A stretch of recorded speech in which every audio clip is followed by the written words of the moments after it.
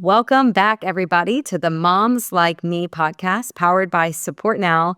Everyone, you are in for a treat today. We have mom extraordinaire, influencer extraordinaire, Tara Clark from Modern Mom Probs joining us today. Tara, thank you so much. Thanks, Jordan, for having me. I'm so excited to be here.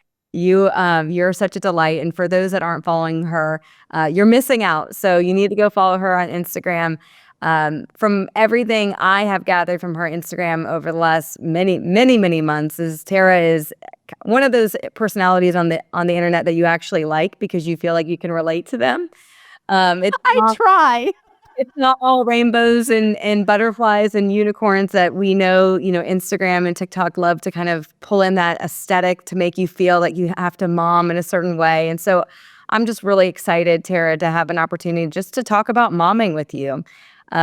Because as we all know, it can be a lonely journey and there's a lot of expectations. But first, Tara, I would love for you just to give a little bit of background on you and kind of what got you going on telling more of your story online.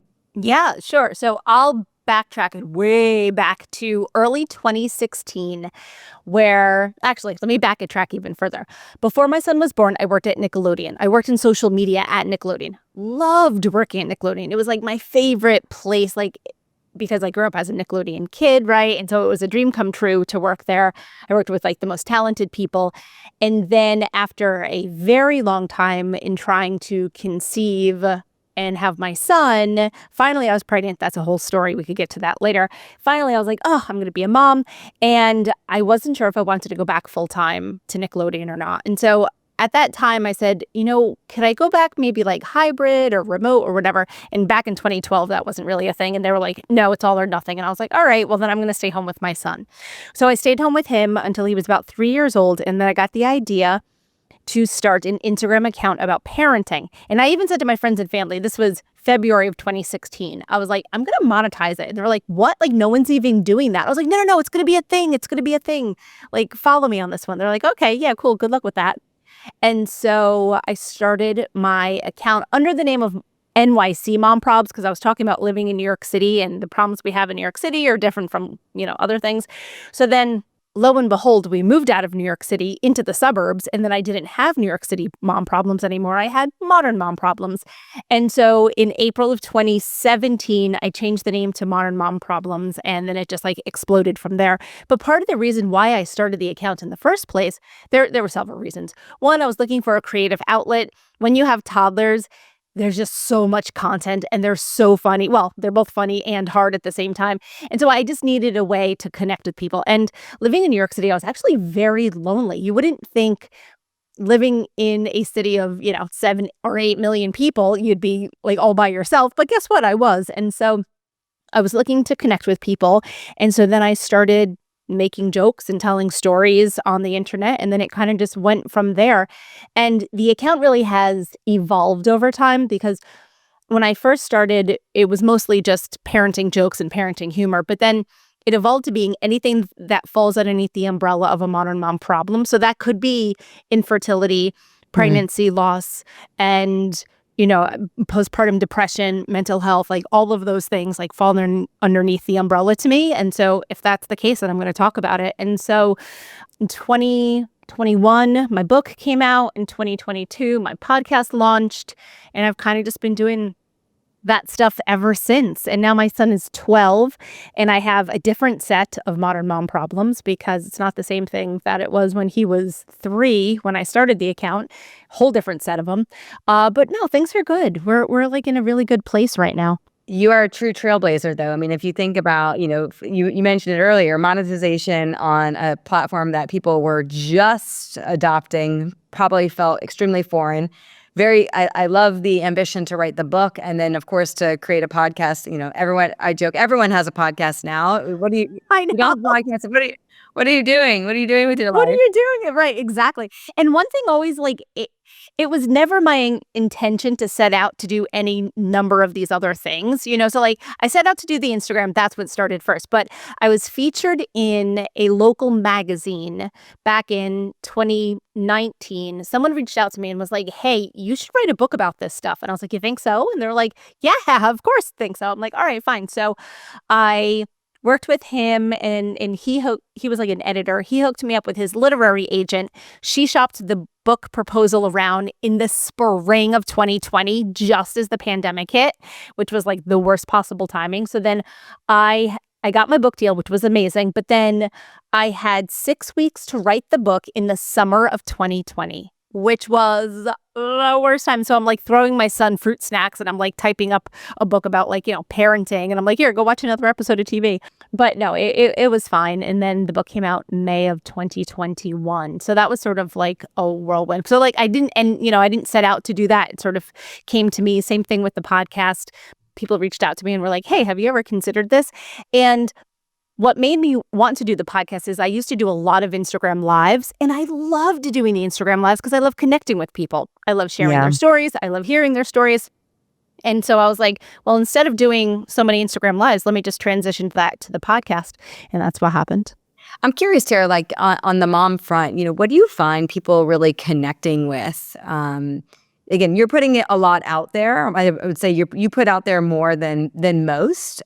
What do you find gets the most engagement that leads you to think, okay, this is a modern mom problem. This is what people want to be talking about. Right. So I sort of have like a set of like 5. Now, the better question is, am I going to remember all of those right now? That's a different story. But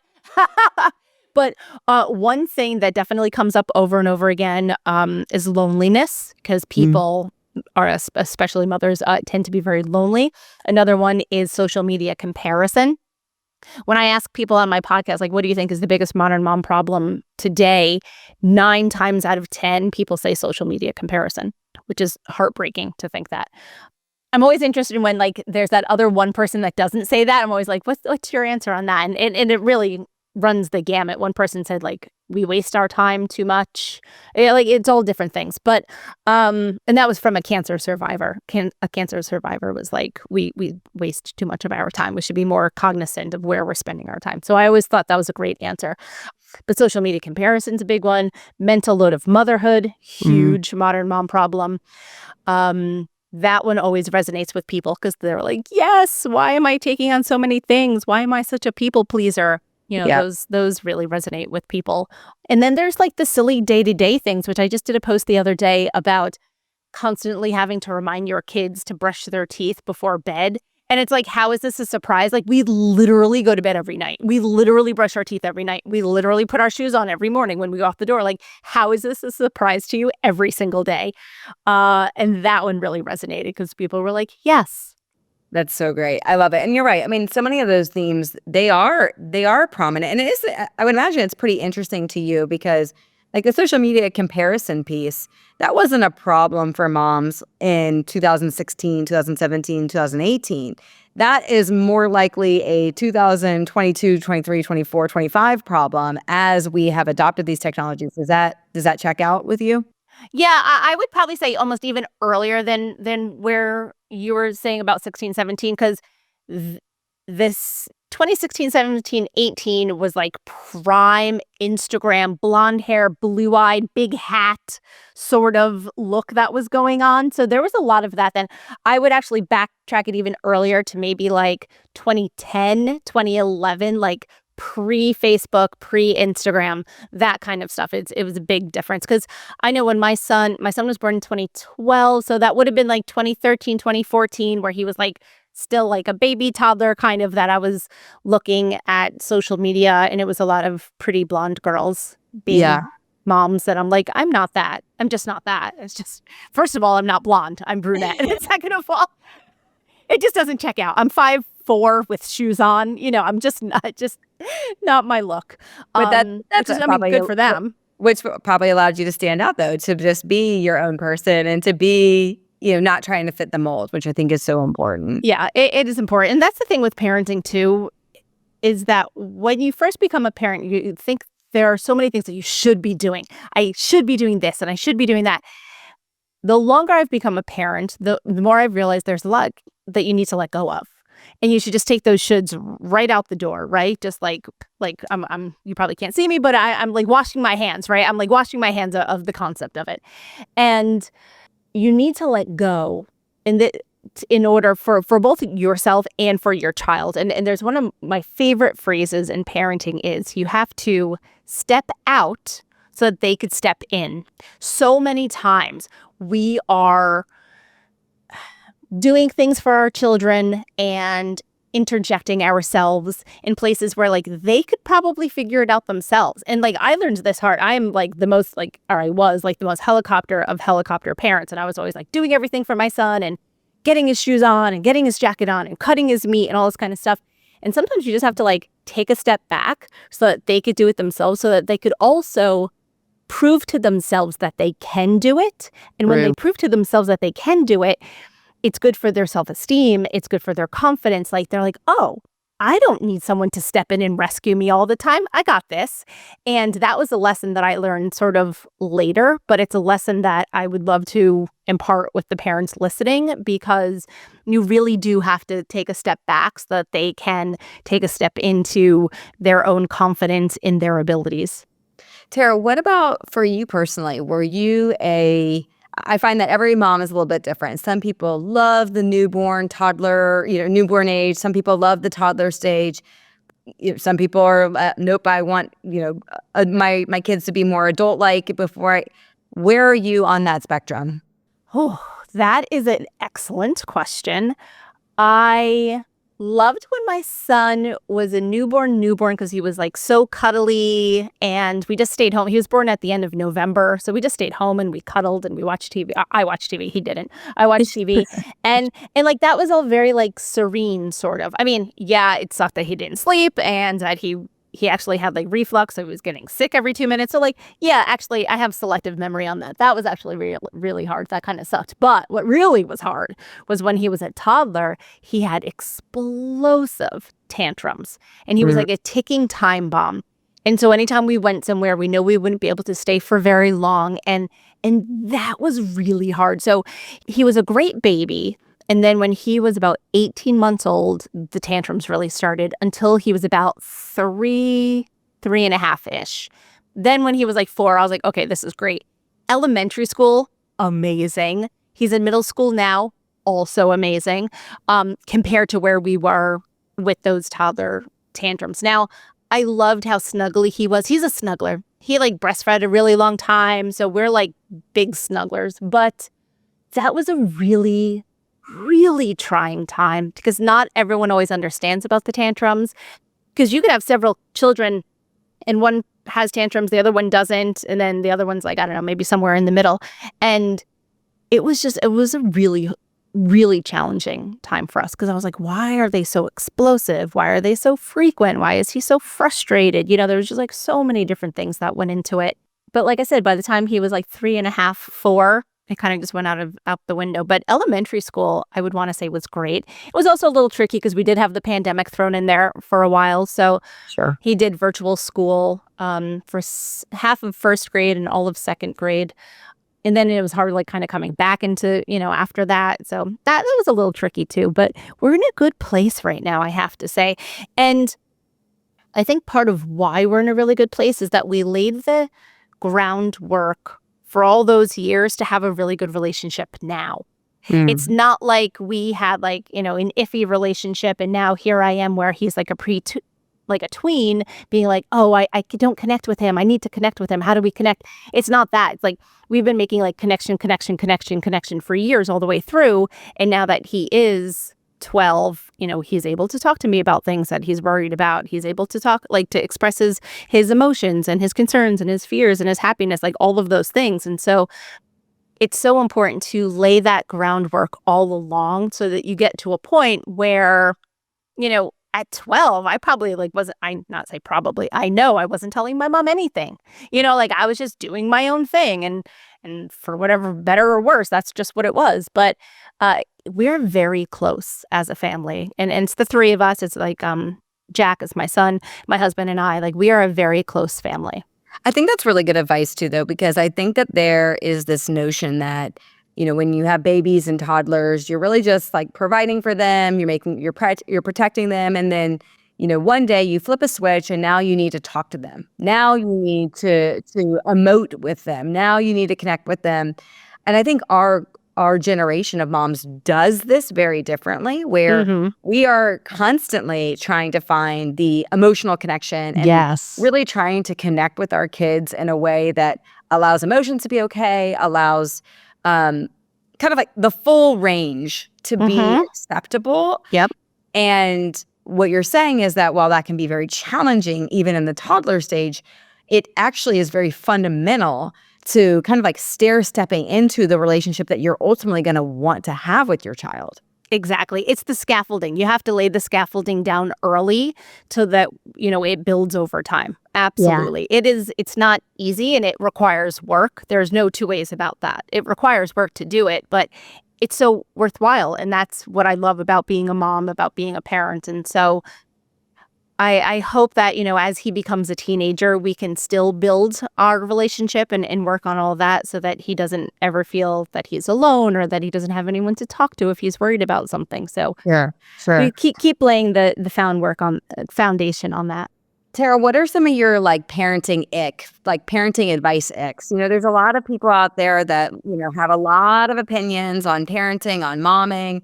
Is there a phrase that gets under your skin? Is there, I know there's gotta be. You're too in that world. You're too in that world and you produce so much content. There's gotta be stuff that just makes your skin crawl. Yeah. Oof. That's a good question. No one's ever actually asked me that before. And so I can tell you things off the top of my head. Okay. One thing would be people that think that parenting is one size fits all. It is not. Every child is different. Every parent is different. Every family situation is different. So you can't say this is the way that you have to parent for all kids because it's just simply not the case. And so to piggyback on that, I don't love scripts because that never worked with our family. And so I did not have the type of child that I could say, if I say this, or if he says this, then I say that, vice versa. He was not that person. He would be like, but why? No. Or he would say, that's not how you normally talk. Why are you talking like that right now? That actually happened to me before. And I was like, okay, let me backtrack and kind of think about that and think how to answer that. So scripts never worked for us because maybe he's just a different type of child that he doesn't respond to those. And so that's one thing I kind of was like, I don't love. One time I did have someone on my podcast and she's a big script person. And so we kind of it was a little awkward because I had said something and it wasn't it gives me the ick, but I was just I don't love those because they didn't work for us when we needed them. And then whatever, it was funny. It was kind of awkward. It was an awkward situation. No, but I think, again, we have more resources now than ever as moms, which is a great thing. Overall, it's a great thing. Yes. And you still have to find what works for you and what works for your family and what works for your kids. So it's not what works for me might not work for you. And that's okay. And that's okay. And we have to respect that. And I think that's what was kind of icky about that one conversation that I had that one time, because she was like, no, well, maybe you're not doing them right. I'm like, what do you mean I'm not doing them right? So I find that if I can build the relationship with my son in such a way, then I don't need the scripts like that because I could speak to him in a way that's more authentic to me. And so that he doesn't catch me out there and say, why are you talking like that? You never talk like that. So, and that was years ago, he was fairly young being like, what are you talking about? And I was like, I don't know. I want to ask you a different question. So, for on the mom side of things, one of the things I'm so passionate about, and I know we've talked about in previous conversations, is around the idea of moms needing a village, right? We need community. You talked about it earlier, one of the most common things that people feel is this sense of loneliness. And again, culturally, the way we live, the way we work, the way we socialize, it's just very different than it was a couple generations ago where we truly raised children together. What are some things that you've done for yourself that's allowed you to build community and for you to feel support along your journey of being a mom? As I mentioned before, when I lived in New York City, I was very alone. And so I started an online community to make friends, really. So I would have someone to talk to so that we would have DM chats where, my friends and I were like, we were in the beginning, let me tell you, we were constantly on those group chats. Like they were a lifeline for me. And I know it was for them as well. And we lived all over the country, sometimes almost all over the world. We had friends in Europe too. So find like-minded parents, like-minded women to befriend, whether it's online or in person.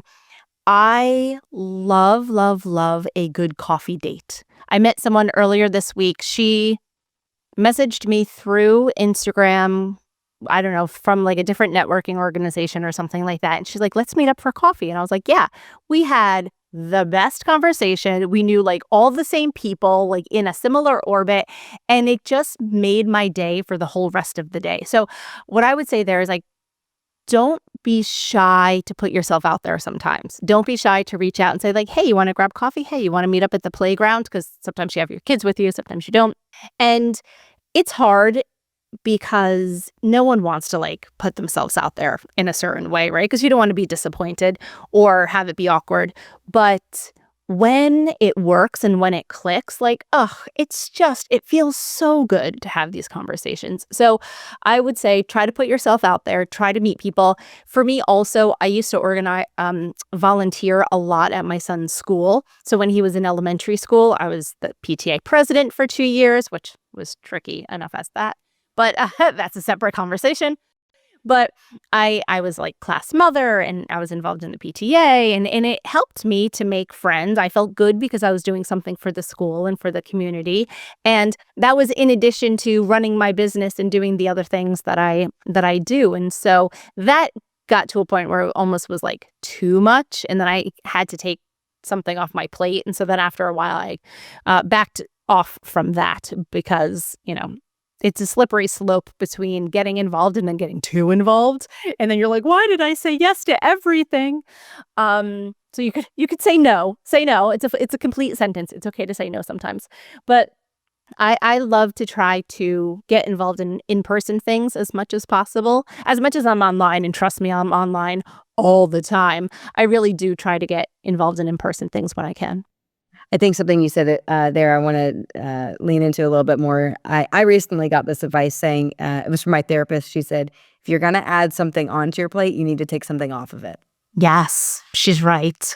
And I thought that visual was very helpful for me. And I think, again, this is what happens as mom, as women, as humans, but particularly as moms. We feel this need, this desire to add, because there's an expectation. If other people are doing it, well, they figured it out. I must be able to figure that out too. But everyone is balancing a different home, work, social life balance. And so when you're constantly measuring yourself to what everyone else is doing, that's when we get sideways. So I just wanted to kind of lean into that one a little bit because I think that visual for people is super helpful because, to your point, the word no is a very hard word for people to find. It is. It really is. I'm reading a great book right now. Highly recommend it. It's called Adventures of a People Pleaser by Amy Wilson. It just came out this week and I'm about halfway through it right now. And it's a series of essays that are sort of like her memoir about like how she became a people pleaser. And she's part of a big family, and it happened when she was at church, and she always like tried to be a good girl, and she tried to do the right thing, and she tried to take on so much stuff, and so it's interesting. I really recommend that book because as a recovering people pleaser, because I'm getting better and I'm saying no and I'm not taking on as much stuff.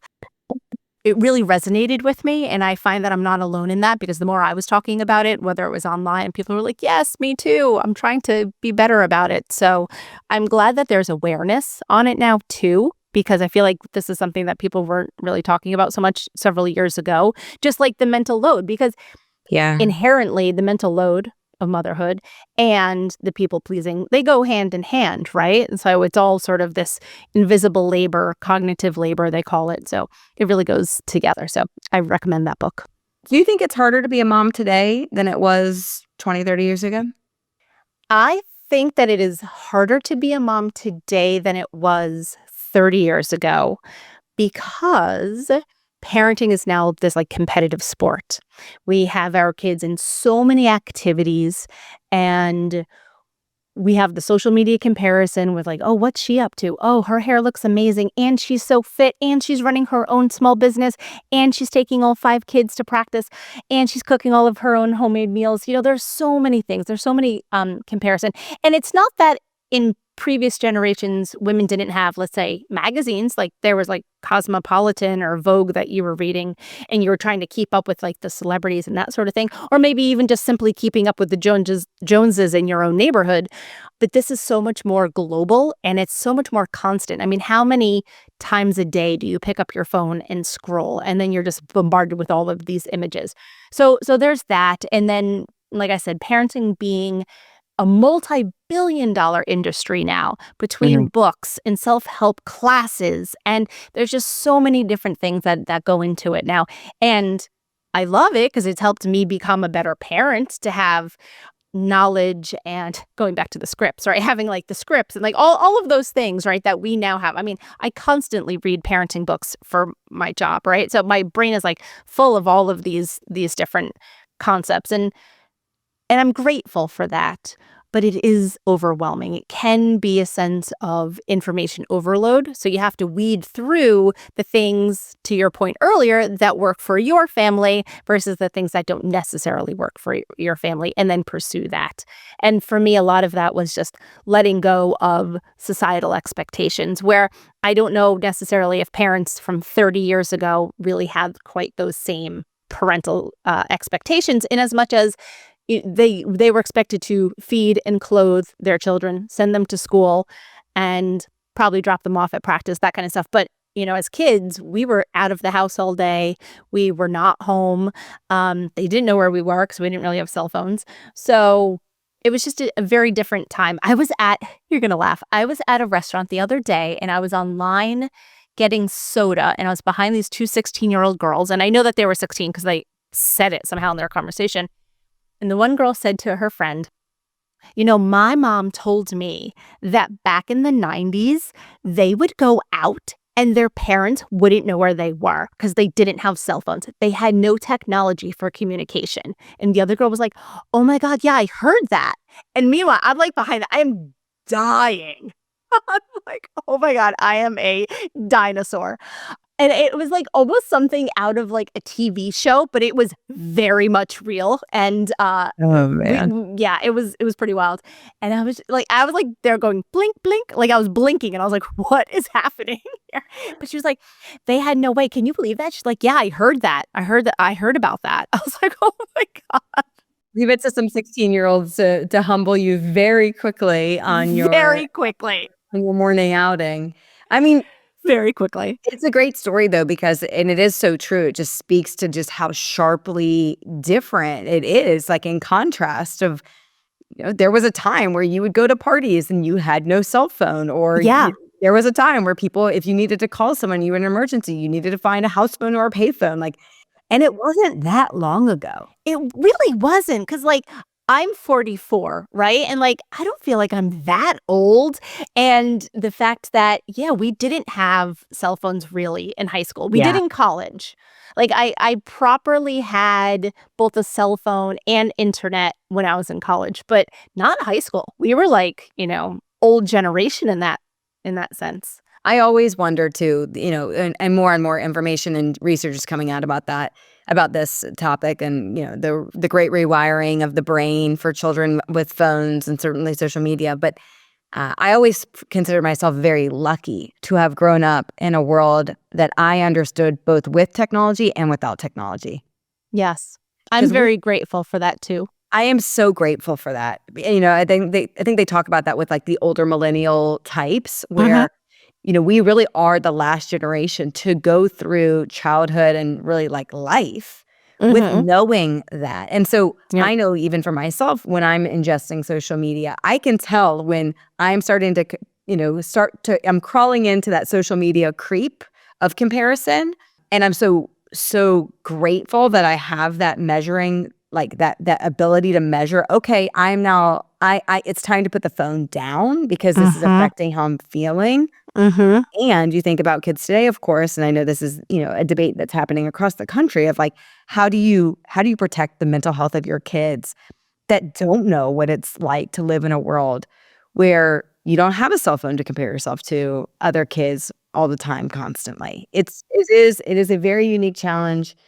You're on the precipice of it. You're probably in it now with a 12-year-old. My children are much younger, where I'm hoping that moms like you can pave the way to teach us what we should be doing, because it's such uncharted territory. I'm sure you feel that pressure. I'm sure you feel that angst of like, is this the right approach? Because there's both what the scientists will tell you, and the doctors and the psychologists will tell you, and then there's a very practical, this is what their peers are doing. These are what the other parents are allowing. Can you speak to Yes. that at all? Yes, definitely. So we are very intentional about our phone usage at home. Now, I'm not saying all screen time, but I'm specifically saying phones, and I'll give you an example of what I mean by that.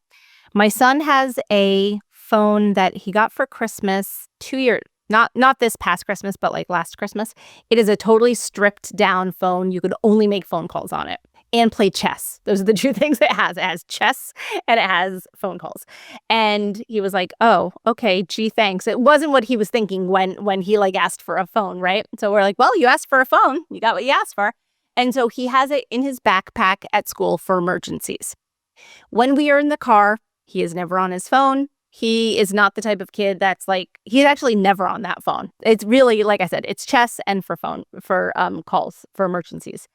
He has an iPad that he games on, and that's like his primary device. Like he plays, I don't know, Roblox, and he'll go on YouTube Shorts, which I don't love, but that's just what it is. And that's where he'll spend his time.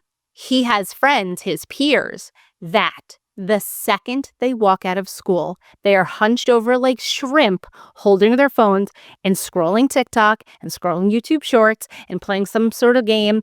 And it breaks my heart to see that, because it's like immediate. Like literally the school bell rings, they walk out and they're instantly on their phones. My son is not like that, and we're doing that intentionally because we want to try to give him more of a childhood, to extend it as much as we can. We have a friend that we drive to practice on Tuesdays, and she's on her phone the entire time.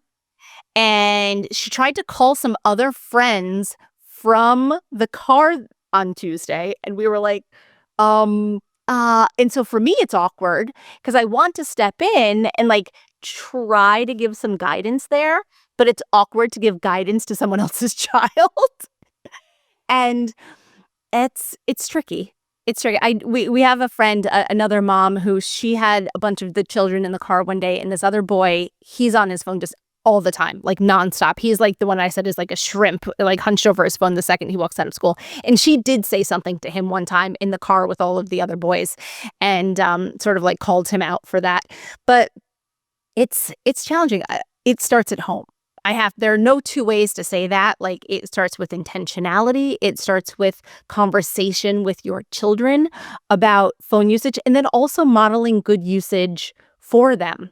If they always just see you on your phone and you're constantly just like talking to them with the phone, in front of your face, then you have to sort of think about your usage as well. And I have to be cognizant of that too, because sometimes like my son will be like, "Well, Mom, like you were on your phone." And sometimes he thinks I'm on my phone and I'm not, and it's just sort of just in my hand. But because he was like showing me something and I just happened to like have it with me, but whatever.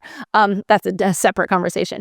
But I think, going back to answer the question, it's definitely look at your own usage so that you're modeling good behavior for them, have the conversations with them, and sort of set that certain expectations around the usage. Like I said, my son doesn't use devices in the car. We have conversations. We listen to the radio. We kind of just hang out together. But that's not, the case for all of the other kids, like our friends that we drive to practice, and she's, on her phone from the second. And it's funny because she like blares her music. And then like if my husband's driving us to practice, like he doesn't get to listen to his music. And so there's like competing music in the car, and it's kind of crazy. So I always shut off like our music so that like her music can play.